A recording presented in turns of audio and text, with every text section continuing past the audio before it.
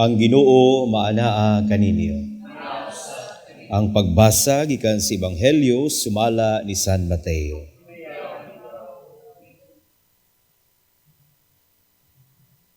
Unya misugilon si Jesus kanilag laing sambingay. Ang gingharian sa langit sama sa usa ka tawo nga nagpugas og maayong binhi didto sa iyang uma. Usa ka gabii ni ana samtang nangatulog ang tanan. Usa ka kaaway miadto ug bisabod og liso sa mga sagol sa trigo ug unya mibiya.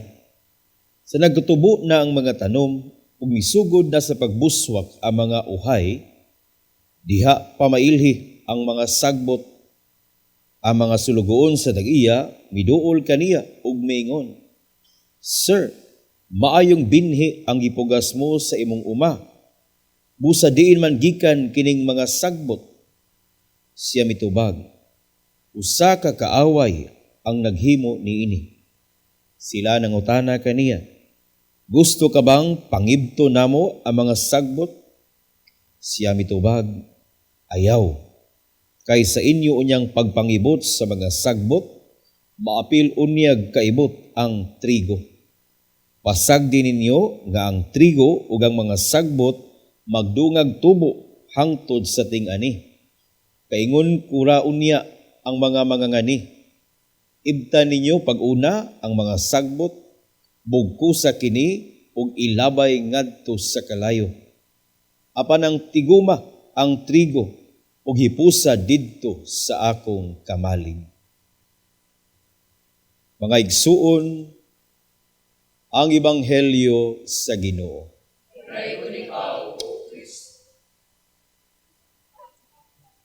Kaninyong tanan, ang uban pinagi ng TV Mass, ug kaninyong nga naadinhin, mga sakop sa Crusaders of the Holy Face, of course sa atong choir gikan sa CFC Minglanilla.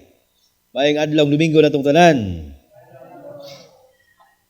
Mga igsuon, siguro makarelate gyud ta niini nga hapit kada adlaw basa tag newspaper nya karon modern naman, every time we open our Facebook or social media account, di gid na masipyat nga mogawas sa atong thread ang mga di kaayo maayong balita. Snatching, logos, patay, tulis, murabag mao ni kabahin sa atong kape o pamainit matag buntag. Mamainit unta pero muinit atong tungod ani mga balita. Plus sa ato pag yung kinabuhi nga usahay murabag sige tag tinarong, sige tag binutan, pero murabag wa may laing moabot, puros man kamalasan. Makapangutan na ta, unsa magining kinabuhia, unsa magining kalibutana. Mga igsuon, ang atong ebanghelyo karon naghisgot na pud og laing sambingay. Dinhi gihulagway ni Jesus nga dunay mga binhi nga gitanom sa maayong magpupugas. Apan kalit lang dunay di maayong tao nga nisabwag usab og laing binhi nga sagbot, nga nagdungag tubo ang maayong binhi ug ang sagbot nga nakapa minus sa bili sa sagbot sa binhi nga nahimong trigo. Mga igsoon sa may pasabot ni ining tanan. Una, this is an image of the world that we live. That indeed, ang atong Ginoo gipahinumduman kita nga yes, maayo ang kalibutan, maayo ang atong kinabuhi, yet it coexists with the other side. Dunay maayo, apan di gyud malimod, naagyoy dautan. Muna nga, magsige kitag pangitag kaayuhan, pero usahay mo patigbabaw gyud ang dautan. Dunay Ginoo, apan naagyoy nagpadayong nga existence sa yawa. Una, pahinumdom gyud din nato. Labi na kaming mga apil grupos kami, bagong tubo. Karon ba yung panahon na daghan sa mga tao di na mo tuog yawa. Kay lagi buhat na simbahan. Buhat-buhat na sa mga kuan. Kay labi na we put emphasis so much on ourselves ba nga individualistic kay ta. Ako maning gusto. Ako maning ganahan mong kuani magbuot day ka. To the point nga ma-justify na hinuon ang iyang gibuhat nga bisag dili maayo, dili sakto. Because this is what I feel, this is what I think. And you have no right to tell me what to do because this is me. Diba? Individualistic na kaita. To the point nga di na ta kakitag dautan, di na ta kakitag yawa kay mga tayo. Tawragog ko. Pangaigsuon, dunay dautan, dunay yawa. Napagani kaning mga krimen, no? Gaaway, tinunggabay. Unyag madakpan na gani ang suspitsado, magpabuang-buang layon. Moingon day na, adi ni mapriso kay kuan. Diba? Daghan na to once again, we eradicate the presence of the evil one kay lagi, mao man ni ako. But lo and behold, ipahinumduman kita nga dunay dautan, dunay yawa, nga up until now, bisag galingkod mo diha, mubati gay mugduka, mauna na ang yawa. Ha? Ya karon ba yung mga panahon na, di ba sa una, gitudloan ta nga, ang mga yawa, batignaw. Sungayan, ikugan, ana. Pero karon, ang mga yawa, nagkagwapa. May day mga pari, seryoso kami sa pagkapari. Yan ay mo aging gwapa kayo. Ang guba. Kamu ba nag-asawa, di ba? Gusto sige, matintal mo mga laksot diha. Matintal gitag mga nindot pas inyong kauban. Di ba? Kaning mga gidili natong pagkaon. Ina kas doktor ayaw ning baboy ani. Kaon di ka ginamos. Adto gikas mga lami apan gidili. Di ba? Ang yawa karong panahon na mao na tong gusto. Mao na tong gipangita. There are times we say, wa na may yawa.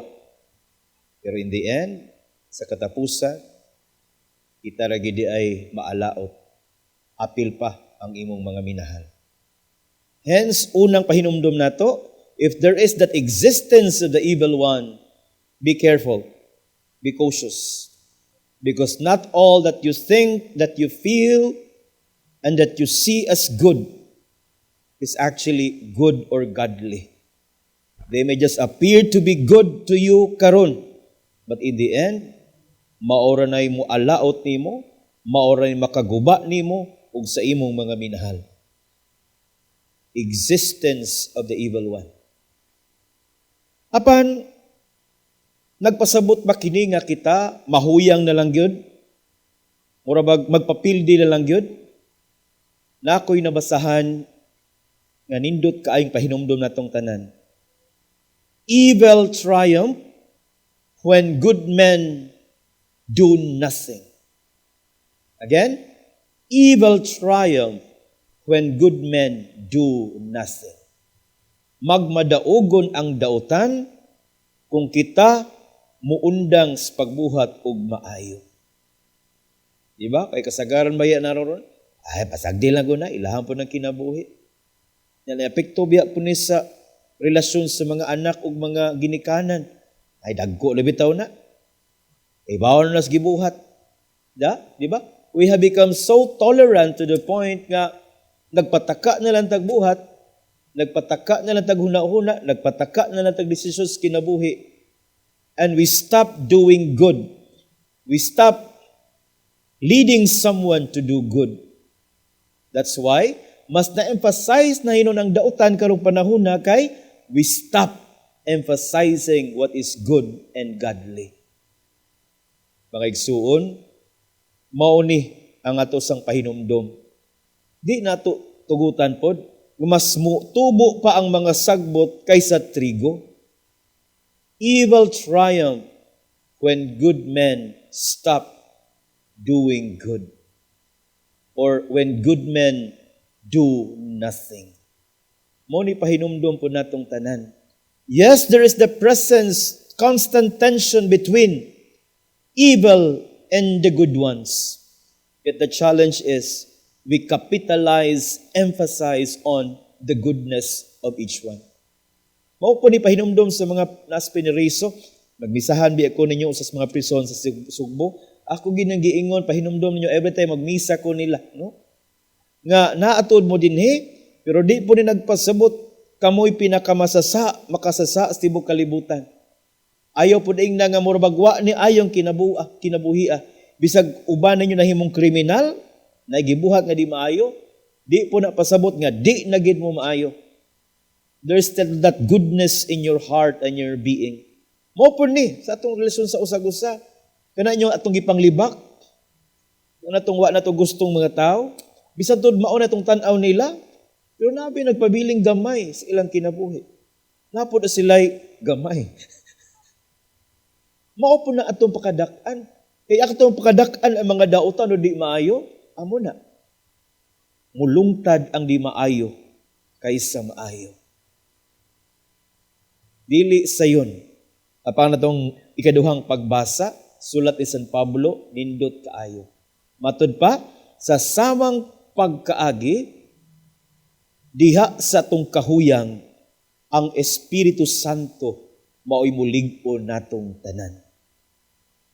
Yes, karong panahon na, kumusulti kag maayo, killjoy ka. Kumusulti kag tinuod, ikaw na'y bakakon. Murabag nalubong na gyud ang kaayuhan o maayo karong panahon na. And yet, matod pa sa ikaduhang pagbasa, ang Espiritu Santo mo'y mulig-on ka nato diha sa tong kahuyang. Diha nga mainsultuhan kita, diha nga murag i-take for granted ta, diha nga murag wa ta mo exist para nila. Ang Espiritu Santo mo'y mopahimutang sa tanan. Mga igsuon, evil triumph when good men and women do nothing. Yes, naiyawa. Gamping ta. Kung nga di po ta masig pabalik ka sa yawa-yawa. Okay, the more we say those words, the more we call on Him. Kamuanis itong kinabuhi. Sa mga panahon nga murabag maglisod ta, ang Espiritu Santo may mulig-on ka nato.